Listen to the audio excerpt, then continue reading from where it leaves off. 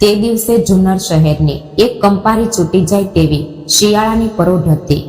સહ્યાદ્રીના ખોળામાં વસેલા અને શિવનેરીના સાક્ષીએ ઉભેલા આ ઐતિહાસિક શહેર પર ધુમ્મસની એક સફેદ ચાદર પથરાયેલી હતી. રસ્તાઓ પર સુમસામ શાંતિ હતી અને ઠંડા પવનથી ઝાડના પાન પણ થરથરતા હતા. બરાબર આ જ સમયે શહેરના એક નાના નળિયાવાળા ઘરમાંથી 50 વટાવી ગયેલો એક માણસ બહાર આવ્યો. શરીર પર જૂનો પણ સ્વચ્છ ધોયેલો અને ઇસ્ત્રી કરેલો પાયજામો, તેના પર એક ફાટેલો સ્વેટર, માથે સફેદ ગાંધી ટોપી અને પગમાં ઘસાયેલી કોલ્હાપુરી ચપ્પલ. આ હતા દિનકર કાકા, જુન્નરની જ્ઞાનદીપ હાઈસ્કૂલમાં છેલ્લા 30 વર્ષથી અત્યંત પ્રમાણિકતાથી કામ કરનાર પટ્ટાવાળા, જેમને આખું ગામ અને શાળાના હજારો છોકરાઓ પ્રેમથી દિનકર કાકા કહેતા. જ્ઞાનદીપ હાઈસ્કૂલ એટલે દિનકર કાકા માટે માત્ર નોકરીની જગ્યા નહોતી, પણ તેમની પંઢરી હતી. શાળાની ઇમારત, ત્યાંના બગીચા અને શાળાના મેદાનની માટી, આ બધામાં કાકાનો જીવ વસેલો હતો. પગાર ઓછો હોવા છતાં તેમની નિષ્ઠામાં ક્યારેય ખોટ નહોતી. શાળાનો પહેલો દરવાજો ખોલવાથી લઈને છેલ્લો વર્ગવાળીને બંધ કરવા સુધી કાકા પોતાને ઘસી નાખતા. ઘરમાં આગળ પાછળ જોનારું કોઈ નહોતું. લોહીનું સગું કહેવાય એવું કોઈ બચ્ચું નહોતું. કાકાનું વિશ્વ એટલે ખેતી, શાળા અને હનુમાનજીનું મંદિર. તે કડકડતી ઠંડીમાં પરોઢિયે 5 વાગ્યે દિનકર કાકા હંમેશની ટેવ મુજબ ગામના મારુતિ મંદિરે દર્શન કરવા નીકળ્યા હતા. રસ્તામાં માત્ર તેમની ચપ્પલનો ખટખટ અવાજ સંભળાતો હતો. મંદિરના ઓટલે પહોંચતા જ તેમણે ટેવ મુજબ પગથિયા પર માથું ટેકાવવા માટે નીચે નમ્યા અને અચાનક તેમના કાને એક અત્યંત ક્ષીણ અને થરથરતો અવાજ પડ્યો. કાકા ચમક્યા. તેમણે આજુબાજુ જોયું, પણ અંધારા અને ધુમ્મસને લીધે ખાસ કંઈ દેખાતું નહોતું. તેમણે મંદિરિયાના પગથિયાના એક ખૂણામાં નજર નાખી. ત્યાં એક જૂની ફાટેલી ગોદડીમાં વીંટળાયેલું કંઈક રાખ્યું હતું. કાકાના પગ ભારે થઈ ગયા. છાતીમાં ધડધડાટ વધી ગયો. તેઓ ધીમે ધીમે તે ગોદડી પાસે ગયા અને ધ્રુજતા હાથે ગોદડીનો છેડો બાજુ પર કર્યો. તે કડકડતી ઠંડીમાં એક નાનકડા માનવ જીવની આવી અવસ્થા જોઈને કાકાના હૃદયના ધબકારા ચૂકી ગયા.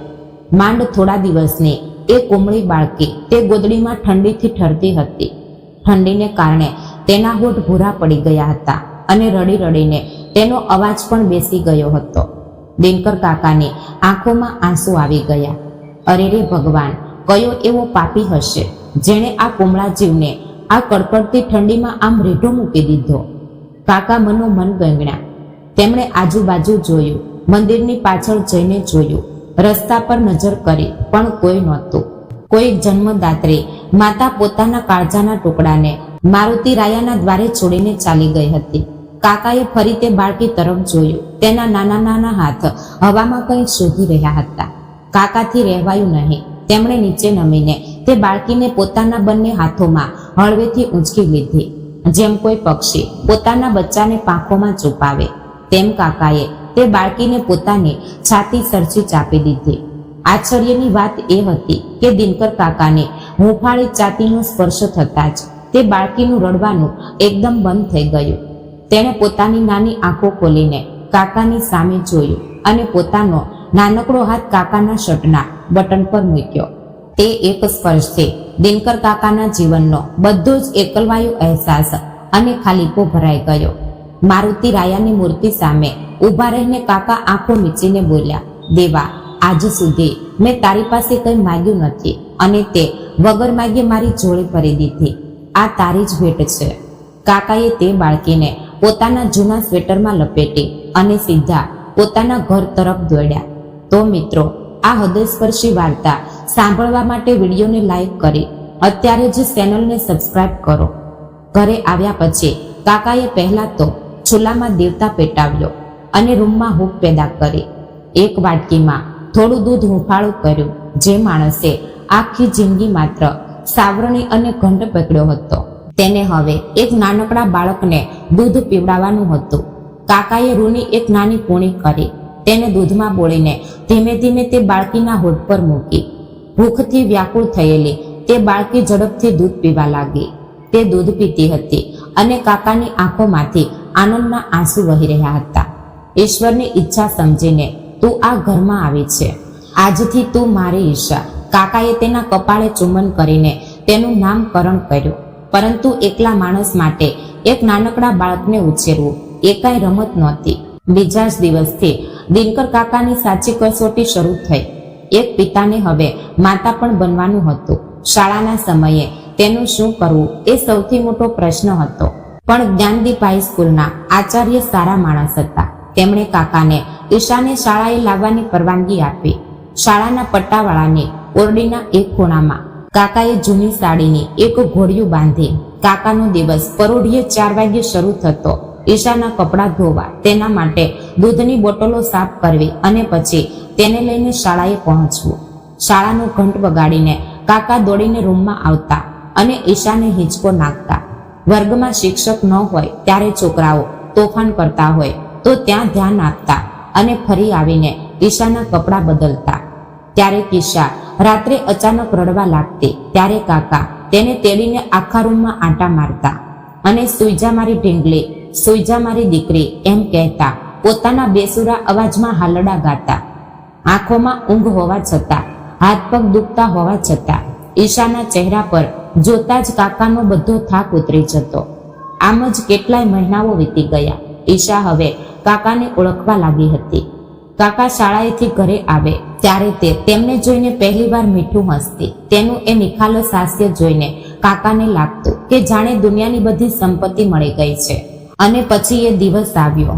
કાકા શાળાએથી આવીને આંગણામાં કપડાં સૂકવતા હતા. ઘરમાંથી કંઈક અવાજ આવતો નહોતો એટલે તેઓ ગભરાઈને અંદર ગયા. જોયું તો શું?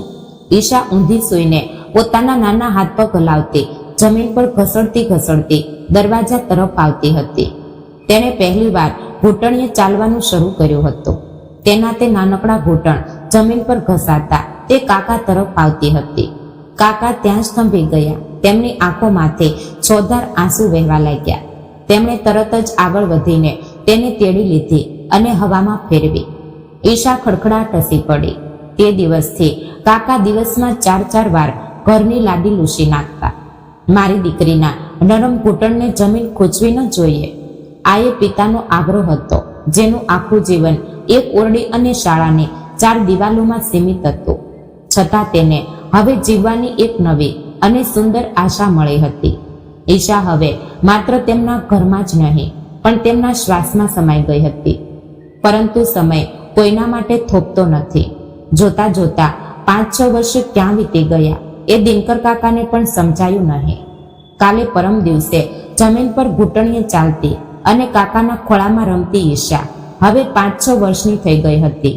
શરીરે જ્ઞાનદીપ હાઈસ્કૂલનો તે વાદળી સફેદ યુનિફોર્મ, માથે તેલ નાખીને ગૂંથેલી 2 ચોટલીઓ અને પીઠ પર એક નાનું દફતર લઈને તે રોજ કાકાની આંગળી પકડીને શાળાએ આવવા લાગી હતી. કાકા જ્યારે ઘંટ વગાડતા હોય ત્યારે તે તેમની બાજુમાં ઊભી રહીને કુતૂહલથી તેમને જોતી. કાકાનું વિશ્વ હવે ઈશાની આસપાસ જ ફરતું હતું. જ્ઞાનદીપ હાઈસ્કૂલના લોખંડી ગેટ બહાર એક જૂના ઘટાદાર પીપળાના ઝાડ નીચે એક નાની લારી હતી. 4 વાંસ ઊભા કરીને તેના પર નાખેલું એક વાદળી જાડું અને કેટલેક ઠેકાણે ફાટેલું પ્લાસ્ટિક. અંદર સ્ટવ પર ઉકળતી ચા અને એક મોટા તપેલામાં રાખેલા કાંદા પૌવા. તે ટપરી એટલે એક ગરીબ માવતરના સંસારનો ગાડો હતો. તેનું નામ હતું પાર્વતીબાઈ. પતિએ છોડી દીધેલી હોવાથી પાર્વતીબાઈ તડકો, ટાઢ કે વરસાદની પરવા કર્યા વગર ત્યાં ચા પૌવા વેચીને પોતાનું ગુજરાન ચલાવતા. તેમની સાથે તેમની અનઘા નામની એક 5-6 વર્ષની વાલી દીકરી કાયમ રહેતી. અનઘા અને ઈશા લગભગ એક જ ઉંમરના. દિનકર કાકા અને પાર્વતીબાઈ બંનેની ગરીબી એક સમાન હતી. કાકા સવારે વહેલા શાળા ખોલવા આવે ત્યારે પાર્વતીબાઈ તેમને અત્યંત આદરથી 1 કપ ગરમા ગરમ ચા આપતા. કાકા ખિસ્સામાંથી છૂટા પૈસા કાઢે ત્યારે તે હસીને કહેતા, રહેવા દો કાકા, તમે ઈશાને જેમ વહાલ કરો છો તેમ મારી અનઘા પણ મારા જીવ જેવી છે. ગરીબની ચા છે, પ્રેમથી પીવો. ક્યારેક પાર્વતીબાઈ ઈશા માટે થોડા પૌવા બાંધી આપતા અને છોકરીઓ ગેટ પાસે સાથે રમતી. દિનકર કાકાને તે મા દીકરીનો મોટો આધાર લાગતો. પરંતુ ગરીબના નસીબમાં સુખના 2 કોળિયા લાંબો સમય ટકતા નથી. જુન્નરનો એ ચોમાસાનો શ્રાવણ મહિનો શરૂ થયો અને જાણે આકાશ ફાટ્યું હોય એમ વરસાદ તૂટી પડ્યો. સતત સૂર્યના કિરણનો ક્યાંય પત્તો નહીં. આવા જે ભીંજાયેલા વાતાવરણમાં પાર્વતીબાઈને તાવે પકડ્યા. ગામમાં ડેન્ગ્યુ અને મેલેરિયાનો મોટો વાવર ફેલાયો હતો. શરીરમાં ધગધગતો તાવ હોવા છતાં તે માવતર 2 દિવસ વરસાદમાં પલળતા ટપરી પર ઊભા રહ્યા. કારણ કે જો છા ના વેચાય તો દીકરીને ખાવા શું આપવું? પણ ગરીબના નસીબમાં બીમારી આવે એટલે સીધું મોત જ દ્વારે આવીને ઊભું રહે. તાવ મગજમાં ચડી ગયો. પૈસાના અભાવે સમયસર ઈલાજ ના થયો. મોટી હોસ્પિટલના પગથિયા ચડવા શક્ય નહોતા. સરકારી હોસ્પિટલ લઈ જાય ત્યાં સુધીમાં મોડું થઈ ગયું હતું અને માત્ર 4 દિવસમાં જ પાર્વતીબાઈએ આ ક્રૂર દુનિયામાંથી વિદાય લીધી. અનઘાને આ વિશાળ દુનિયામાં સાવ નિરાધાર મૂકીને તેમણે હંમેશ માટે આંખો મીચી લીધી. તે દિવસ દિનકર કાકાના જીવનનો એક એવો કાળો દિવસ હતો. અંધાધાર વરસાદ ચાલુ જ હતો. જુન્નરની તે ઠંડી અને વરસાદમાં કાકા સવારે હંમેશ મુજબ શાળા ખોલવા આવ્યા. શાળાના ગેટ પાસે આવતા જ તેમની નજર ટપરી તરફ ગઈ. ટપરી પરનું તે વાદળી પ્લાસ્ટિક પવનથી ઉડી ગયું હતું. સ્ટવ ઓલવાઈ ગયો હતો અને ટપરીની બાજુમાં જ્ઞાનદીપ શાળાના સિમેન્ટના પગથિયા પર એક નાનકડો જીવ કલ્પાંત કરી રહ્યો હતો. તે અનઘા હતી. વરસાદમાં સંપૂર્ણ પલળેલી, ઠંડીથી થરથરતી અને બંને ઘૂંટણમાં માથું નાખીને ડસકા ભરતી બેઠી હતી. મમ્મી ક્યાં ગઈ તું? તેનો તે લાચાર અને ધ્રુજતો અવાજ વરસાદના ઘોંઘાટમાં પણ કાકાના હૃદયને ચીરી ગયો. કાકાના હાથમાંથી છાવી ત્યાં જ પડી ગઈ. તેઓ દોડીને તેની પાસે ગયા. તેમણે પોતાના શરીર પરનો જૂનો રેનકોટ ઉતાર્યો અને તરત જ અનઘાના શરીર પર ઓઢાડી દીધો. અનઘા બેટા, કાકાનો અવાજ ગળોગળ થઈ ગયો હતો. અનઘાએ ઉપર જોયું. તેની આંખો રડી રડીને લાલચોળ થઈ ગઈ હતી અને સોજી ગઈ હતી. માથાના વાળ વરસાદમાં ભીંજાઈને ચહેરા પર ચોંટી ગયા હતા. સામે દિનકર કાકાને જોતા જ તેનાથી રહેવાયું નહીં. તે કાકાને વળગી પડી અને જોર જોરથી રડવા લાગી. કાકા, મારી મમ્મી જાગતી નથી. બધા તેને લઈને ગયા. મને ભૂખ લાગી છે કાકા. મમ્મીને કહો ને કે મને કંઈક ખાવા આપે. તેના તે શબ્દો સાંભળીને દિનકર કાકાની આંખોમાંથી અશ્રુધારા વહી નીકળી. વરસાદના ટીપા અને કાકાના આંસુ એકમેકમાં ભળી ગયા. આ દુનિયામાં હવે આ 5 વર્ષની બાળકીનું કોઈ બચ્યું નહોતું. કાકાએ ધ્રુજતા હાથે ખિસ્સામાં હાથ નાખ્યો. ખિસ્સામાં એક પાર્લેજી બિસ્કિટનું પેકેટ હતું જે તેઓ રોજ સવારે ઈશા માટે લાવતા. વરસાદને લીધે તે પેકેટ થોડું નરમ થઈ ગયું હતું. કાકાએ તે ખોલ્યું અને 2 બિસ્કિટ અનઘાના ડસકા ભરતા મોઢામાં મૂક્યા. ભૂખથી વ્યાકુળ થયેલી અનઘાએ તે બિસ્કિટ ગળી લીધા. કાકાએ તેને પોતાની ચાતી સરસી સાંપી દીધી. તેની પીઠ પર હાથ ફેરવતા તેઓ ભારે અવાજે બોલ્યા, રડ નહીં બેટા, શાંત થઈ જા. તારી માં દેવના ઘરે ગઈ છે, પણ જ્યાં સુધી આ દિનકર કાકાના શરીરમાં શ્વાસ છે ત્યાં સુધી તું નિરાધાર નથી. હવેથી હું છું ને તારો બાપ. આ દિનકર મરશે ત્યાં સુધી તને રેઢી નહીં મૂકે. ચાલ મારી સાથે. કાકાએ અનઘાને તેડી લીધી. શાળાની ઓરડીમાં જઈને તેને પોતાના ટુવાલથી લૂછીને કોરી કરી. સાંજે શાળા છૂટ્યા પછી તેઓ અનઘાનો નાનો હાથ પકડીને પોતાના ઘર તરફ નીકળ્યા. ઘરે ઈશા તેમની રાહ જોઈને જ બેઠી હતી. દરવાજે અનઘાને જોતા જ ઈશા દોડી આવી. અનઘા હજી પણ સ્તબ્ધ હતી. તેની આંખોમાંથી પાણી વહી રહ્યું હતું. ઈશાએ પોતાની ઢીંગલીઓ અનઘાની સામે લાવીને મૂકી દીધી.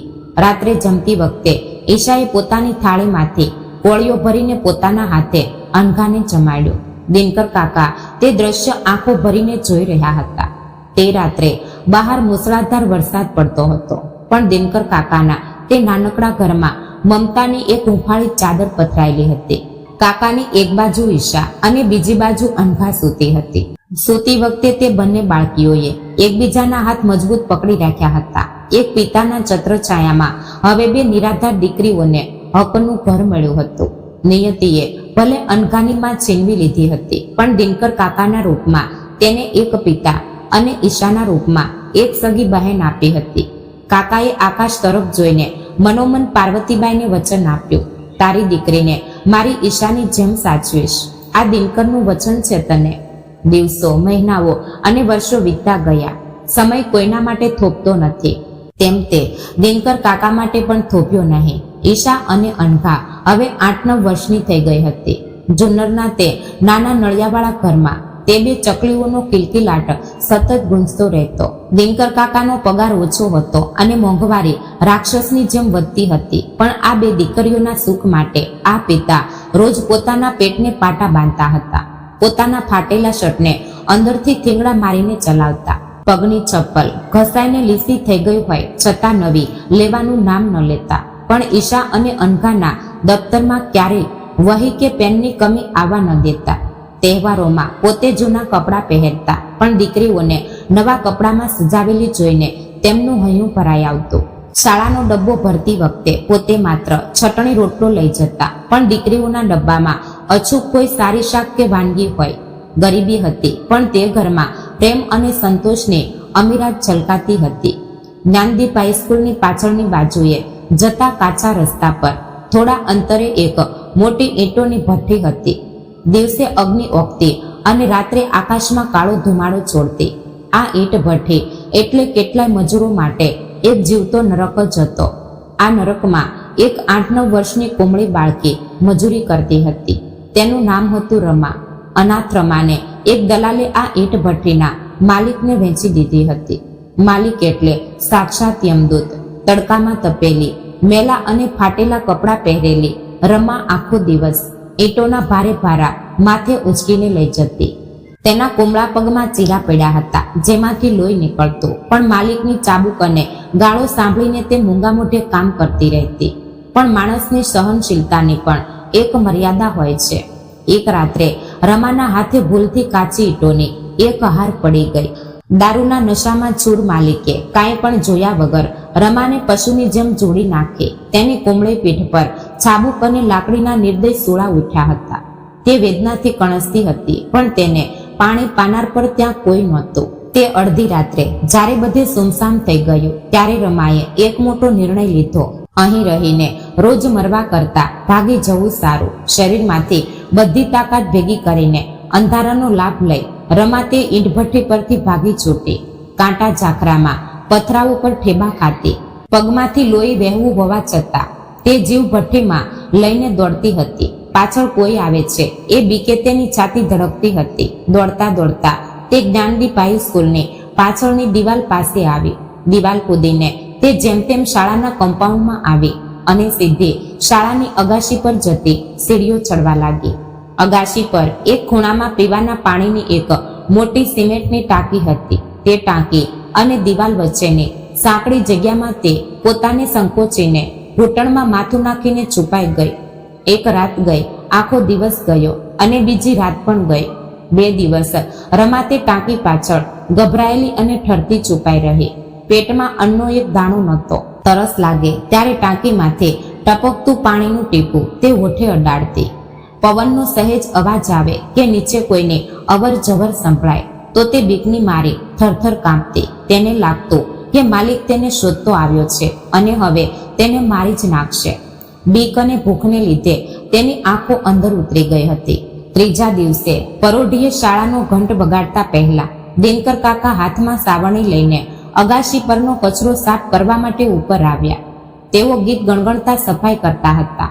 અચાનક તેમને ટાંકીની પાછળથી કોઈના ડસકા ભરવાનો અત્યંત ક્ષીણ અવાજ સંભળાયો. કાકા ચમક્યા. કોણ છે ત્યાં? તેમણે બૂમ પાડી, પણ અવાજ બંધ થઈ ગયો. કાકા શંકાથી ટાંકીની પાછળ ગયા અને ત્યાં જે દ્રશ્ય જોયું તેણે તેમના પગ નીચેની જમીન સરકાવી દીધી. એક 8-9 વર્ષની બાળકી, જેના કપડાં લીરે લીરા થઈ ગયા હતા, વાળ વિખરાયેલા હતા અને આખા શરીર પર ધૂળ માટીના થર બાજેલા હતા, તે ખૂણામાં બીકની મારી સંકોચાઈને બેઠી હતી. કાકાને જોતા જ તેણે પોતાના બંને હાથ ચહેરા સામે ધરી દીધા અને તે કરગરવા લાગી. માલિક, માલિક, મને મારશો નહીં. મારી ભૂલ થઈ ગઈ. હું બધી ઈંટો ઉંચકી લઈશ, પણ મને મારશો નહીં માલિક. બહુ દુખે છે. તેનો તે આર્તનાદ, તે ધ્રુજતો અવાજ સાંભળીને દિનકર કાકાનું હૈયું દ્રવી ઉઠ્યું. તેમણે તરત જ સાવરણી બાજુ પર ફેંકી અને તેની પાસે નીચે બેઠા. બેટા, અરે ગભરાશ નહીં. હું માલિક નથી. હું આ શાળાનો પટ્ટાવાળો છું. મને દિનકર કાકા કહે છે. કાકાએ અત્યંત નરમાશથી તેને સમજાવવાનો પ્રયત્ન કર્યો, પણ તે બીકના ઓછાયામાંથી બહાર નહોતી આવતી. કાકાએ ધીમેથી તેની પીઠ પર હાથ ફેરવવાની કોશિશ કરી. ત્યાં જ તે વેદનાથી ચીસ પાડી ઉઠી. કાકાએ જોયું તો તેના ફાટેલા કપડામાંથી તેની પીઠ દેખાતી હતી. કોમળી પીઠ પર છાબુકના જાડા લાલ છોડ અને લોહીલુહાણ સોળ ઉઠ્યા હતા. કેટલીક જગાએ તો રસી થઈ ગઈ હતી. તે દ્રશ્ય જોઈને 50 વટાવેલા આ પિતાના શરીરમાં કંપારી છૂટી ગઈ. ગુસ્સાથી તેમની આંખો લાલ થઈ ગઈ અને બીજી ક્ષણે તે આંખોમાંથી અશ્રુધારા વહેવા લાગી. અરે રે ભગવાન, કયા રાક્ષસે આ ફૂલ જેવી છોકરીની આવી હાલત કરી? શું બગાડ્યું હતું આણે એનું? કાકા ગળાગળ થઈને બોલ્યા. તેમણે તરત જ પોતાનો ડબ્બો ખોલ્યો, જેમાં રોટલો અને ચણાના લોટનું શાક હતું. તેમણે રોટલાનો ટુકડો તોડીને રમાના મોઢા પાસે ધર્યો. અન્નની સુગંધ આવતા જ રમાએ બીક છોડીને કોઈ ભૂખ્યા પક્ષીના બચ્ચાની જેમ તે કોળિયો કાકાના હાથમાંથી લઈ લીધો અને ફટાફટ ખાવા લાગી. 2 દિવસની ભૂખી તે બાળકીને કાકા આંખમાં આંસુ સાથે પોતાના હાથે કોળિયો ભરાવા લાગ્યા. પાણી પાતા પાતા તેમણે નામ પૂછ્યું. તારું નામ શું છે બેટા? રમા, તે અચકાતા બોલી. કાકાએ પોતાના શરીર પરનો સદરો ઉતાર્યો અને તેના શરીર પર ઉટાડી દીધો. રમા, આજથી તું તે નરકમાં પાછી નહીં જાય. કોઈનો બાપ તને હાથ નહીં અડાડી શકે. હવે ચાલ મારી સાથે. કાકાએ તેને હળવેથી ઊંચકી લીધી. અગાશી પરથી નીચે ઉતરતી વખતે તેમના પગલામાં એક અલગ જ નિશ્ચય હતો. શાળાના આચાર્યને ટૂંકમાં વાત જણાવી તેઓ રમાને લઈને સીધા ઘરે આવ્યા. ઘરે ઈશા અને અનઘા તૈયાર થઈને બેઠી હતી. કાકાના ખોળામાં એક અજાણી ગભરાયેલી અને ઘાયલ છોકરીને જોઈને તે બંને પણ દોડી આવી. કાકાએ રમાને નીચે બેસાડી. ઈશાએ તરત જ જઈને પાણી આપ્યું અને અનઘાએ ઘરમાંથી જૂની પાટાપિંડીની પેટી લાવી. કાકાએ પોતાના હાથે હુંફાળા પાણીથી રમાની પીઠ પરના ઘા સાફ કર્યા અને તેના પર હળવેથી મલમ લગાવ્યો. ઈશાએ તેને પોતાનો એક જૂનો પણ સ્વચ્છ ડ્રેસ પહેરવા આપ્યો. તે દિવસે દિનકર કાકાના ઘરમાં એક અલગ જ શાંતિ હતી. ઈશા અને અનઘાએ રમાને પોતાની વચ્ચે બેસાડી લીધી. તે એક બાજુ ઈશાનો હાથ અને બીજી બાજુ અનઘાનો હાથ પકડીને રમા પહેલીવાર સુરક્ષિતતાની હૂંફ અનુભવી રહી હતી. દિનકર કાકા દરવાજે ઊભે રહીને આ ત્રણેય દીકરીઓને જોઈ રહ્યા હતા. એક પટ્ટાવાળો જેણે પોતાના પેટનો ખાડો પૂરવાના ઠેકાણા નહોતા. તેની જોડીમાં ભગવાને હવે 3 દીકરીઓનું દાન નાખ્યું હતું. પણ કાકાના ચહેરા પર ચિંતાનો લેશ માત્ર ચાંટો નહોતો. હતો તો માત્ર એક કડક પિતૃભાવ. મારી રોટલીના 3 ટુકડા કરીને ખાઈશું, પણ મારી આ 3 દીકરીઓને હું રાજકુંવરીની જેમ ઉછેરીશ. આ દિનકરનો પોતાની જાત સાથે કરેલો એક મૂંગો સંકલ્પ હતો. જ્ઞાનદીપ હાઈસ્કૂલના પટ્ટાવાળાનું ઘર હવે સાચા અર્થમાં નંદનવન બની ગયું હતું. ઈશા, અનઘા અને રમાના રૂપમાં એક સામાન્ય પટ્ટાવાળાના ઘરમાં હવે 3 વધતી જતી દીકરીઓનો કિલકિલાટ હતો. દિનકર કાકા માટે આ એક મોટો શિવધનુષ ઉપાડવા જેવું કામ હતું. પગાર માંડ થોડાક રૂપિયામાં અને મોંઘવારીનો રાક્ષસ રોજ માથું ઉંચકતો હતો. પણ દિનકર કાકાએ ક્યારેય હાર માની નહીં. ઈશા, અનઘા અને રમા આ 3 દીકરીઓ જ તેમના શ્વાસ બની ગઈ હતી. આ શ્વાસ માટે તેઓ રોજ પોતાના લોહીનું પાણી કરતા હતા. જ્ઞાનદીપ હાઈસ્કૂલમાં આખો દિવસ કામ કર્યા પછી કાકા ઘરે આવતા, પણ તેમને આરામ નહોતો. રવિવાર કે રજાના દિવસે કાકા ગામમાં લોકોના નાના મોટા કામ કરવા લાગતા. કોઈના ઘરના નળ રિપેર કરવા, કોઈના ઘરને રંગકામ કરવું કે કોઈના ખેતરમાં જઈને ઘાસ કાઢવું. જે મળે તે કામ કાકા આનંદથી કરતા. આમાંથી મળતા 40-50 રૂપિયા તેઓ ઈશાના પુસ્તકો માટે, અનઘાની વહીઓ માટે અને રમાના ગણવેશ માટે સાચવીને રાખતા હતા. ગરીબીની જાળ એટલી તીવ્ર હોય છે કે પોતાના પેટને પાટા બાંધ્યા વગર દીકરીઓની ભૂખ સંતોષવી શક્ય નહોતી. કાકાએ કેટલાય વર્ષો સુધી પોતાના માટે નવું કપડું લીધું નહોતું. પગમાં ચપ્પલ તૂટી જાય તો તેને તારથી બાંધીને ચલાવી લેતા, પણ પોતાની દીકરીઓના પગમાં કાંટા ના વાગે એટલે તેમના માટે હંમેશા સારી ચપ્પલ લાવતા. રાત્રે દીકરીઓ સૂઈ જાય ત્યારે દિનકર કાકા દીવાના અજવાળે તેમના ફાટેલા કપડાં સાંધવા બેસતા. જૂની સાડી કે ડ્રેસને થીંગડા મારતી વખતે ઘણીવાર સોય કાકાના આંગળામાં ખૂંચી જતી. લોહી નીકળતું, પણ દીકરીઓના ભવિષ્યને ગરીબીનો કોઈ ડાઘ ના લાગે એટલે આ પિતા પોતાના લોહીના ટીપા રેડીને સંસારનું કાપડ અત્યંત પ્રેમથી સીવતો હતો. કાકાના ઘરમાં એક જ મોટી ઓરડી હતી. રાત્રિનો સમય થાય ત્યારે જુન્નરના તે નળિયાવાળા ઘરમાં એક ટમટમતું કેરોસીનનું ફાનસ પેટાવાય. તે પીળાશ પડતા પ્રકાશમાં ઈશા, અનઘા અને રમા એક જૂની સાદડી પર પલાઠી વાળીને ભણવા બેસતી. ઈશા સૌથી મોટી હોવાથી તે અનઘાને ગણિત શીખવતી અને અનઘા રમાને મૂળાક્ષરો ઘૂંટવામાં મદદ કરતી. તે ફાનસનો દીવો ભલે ઝાંખો હોય, પણ તે ત્રણેય દીકરીઓની આંખોમાં ભવિષ્યના ઉજ્જવળ સપનાઓ ચમકતા હતા. અને તેમની જ બાજુમાં દિવાલને અઢેલીને દિનકર કાકા બેસતા. તેમના ખોળામાં એક જૂની જાડા પૂંઠાવાળી મોટી ડાયરી રહેતી. આંખો પર જૂના ચશ્મા ચડાવીને કાકા તે ડાયરીમાં અત્યંત ચીવટથી કંઈક લખતા રહેતા. આ ડાયરી એટલે દિનકર કાકાનો જીવ. કાકાને શાળાના ખર્ચના હિસાબ રાખવાની એક આદત પડી ગઈ હતી. શાળા માટે બજારમાંથી લાવેલું દરેક ચોકનું બોક્સ, બદલેલો દરેક લાઇટનો બલ્બ, શૌચાલયમાં વપરાયેલી ફિનાઇલની બોટલ, તૂટેલા બાકડા પર મારેલી દરેક ખીલી અને શાળાના રંગકામ માટે લાવેલો રંગનો ડબ્બો, આ દરેકનો હિસાબ કાકા તે ડાયરીમાં તારીખ મુજબ અત્યંત મરોડદાર અક્ષરોમાં લખી રાખતા. છોકરીઓ રોજ રાત્રે કાકાને આ હિસાબ લખતા જોતી. એકવાર ઈશાથી ના રહેવાયું એટલે તેને પૂછી લીધું, કાકા તમે રોજ રાત્રે અછુકાળ શું લખો છો? તમે તો માત્ર પટ્ટાવાળા છો. આચાર્ય કે શાળાની કમિટી તો તમારી પાસે ક્યારેય હિસાબ માંગતી નથી, તો પછી તમે આટલી તકલીફ કેમ લો છો? દિનકર કાકાએ ચશ્મા આંખ પરથી નીચે ઉતાર્યા. દીકરીના માથા પર પ્રેમથી હાથ ફેરવતા તે બોલ્યા, બેટા ઈશા, શાળાનો પૈસો એટલે સરસ્વતીનો પૈસો, સમાજનો પૈસો. એમાંનો એક પણ રૂપિયો મારી ભૂલથી કે મારા દુર્લક્ષથી વેડફાવો ના જોઈએ. કાલે સવારે મને કોઈ પૂછે કે ના પૂછે, પણ મારો ભગવાન મને જુએ છે. પ્રામાણિકતાની નોંધ ભગવાન રાખતો હોય છે અને માણસે પોતાના કર્મોનો હિસાબ પોતાની પાસે હંમેશા ચોખ્ખો રાખવો જોઈએ. આ ડાયરી મારા સંતોષ માટે છે બેટા. મારું કામ સાચું છે એ મારે કોઈને સાબિત કરવાની જરૂર નથી, પણ મારી પ્રામાણિકતાનો આ પુરાવો છે. કાકાના આ શબ્દો ઈશા, અનઘા અને રમાના મન પર કાયમ માટે કોતરાઈ ગયા. એક સામાન્ય નોકરી કરતા નિષ્ઠાવાન પિતાએ પોતાની દીકરીઓને પ્રામાણિકતાનો સૌથી મોટો પાઠ શીખવ્યો હતો. સમય કોઈની રાહ જોતો નથી. દિનકર કાકાની મહેનત અને તે ફાનસના દીવા નીચે કરેલા જાગરણનું હવે ફળ મળવાનો સમય આવ્યો હતો. દિવસો, મહિનાઓ અને વર્ષો પાંખો લગાવીને ઉડી ગયા. તે ત્રણ નાનકડી દીકરીઓ હવે યુવાન, સમજદાર અને ભણેલી ગણેલી સ્ત્રીઓ બની ગઈ હતી. દિનકર કાકાના પરસેવાના દરેક ટીપાનું ઋણ તે દીકરીઓએ પોતાની સફળતાથી ચૂકવ્યું હતું. ઈશાએ પુણે જઈને વકીલાતનો અભ્યાસ પૂર્ણ કર્યો હતો. જે બાળકીને મારુતિના પગથિયે નિરાધાર છોડી દેવાઈ હતી, તે હવે કાળો કોટ પહેરીને ન્યાયાલયમાં ગરીબો માટે ન્યાય માંગનારી એક મજબૂત વકીલ બની ગઈ હતી. અનઘાના મનમાં પોતાની માતાની બીમારી અને ઈલાજના અભાવે થયેલું મૃત્યુ કાયમ માટે કોતરાયેલું હતું. તેથી તેણે નર્સિંગનો અભ્યાસ કર્યો અને તે જુન્નરની સરકારી હોસ્પિટલમાં નર્સ તરીકે જોડાઈ. સફેદ કપડામાં દર્દીઓની સેવા કરતી વખતે તેને પોતાના પિતાનો સેવાભાવ યાદ આવતો.